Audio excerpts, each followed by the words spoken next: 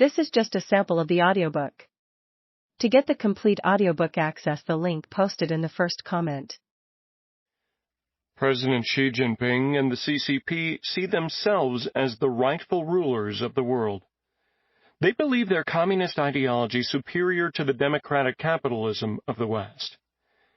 They regard the United States as a technologically advanced and wealthy country that stands in the way of their strategic designs. Not only is the United States capable of waging war against the PRC, as no other nation, save Russia, can, it has demonstrated a commitment to defending the principles of human freedom, both for itself and for its allies.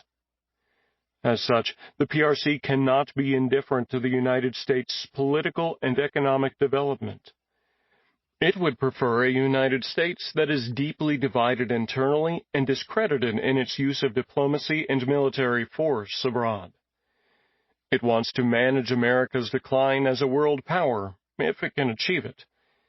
As a practical matter, this will require convincing the U.S. that the PRC cannot be challenged militarily, that America's prosperity is contingent upon Chinese economic interdependence, and that the safest course of action is an accommodation with the PRC and the bloc of countries that have subscribed to its Belt and Road Initiative. This has been the PRC's political and strategic campaign for the past decade. It is consistent with the PRC's broader political objective that China's rise is inevitable, that it has been advancing for the past half-century. At the heart of China's political warfare is the goal of demoralizing the United States to the point where America believes that further resistance is futile. This seems not so much a grand strategic insight as much as common sense. Corrupting an enemy is as old as time immemorial. One does not need to have read Sun Tzu or Herodotus to understand that there are men who can be compromised. Quite often, such corruption brings down a country from within, and war does not even need to be waged. Far from being a despicable act, corrupting one's enemy may actually prevent open hostilities and the loss of life that accompanies real war and the battles that must be fought. What is despicable is the nation that lets itself be corrupted. That will cause a nation to fall today as surely as it led cities to fall in the ancient world. It is in this light that we must see what Communist China is attempting right now in the United States.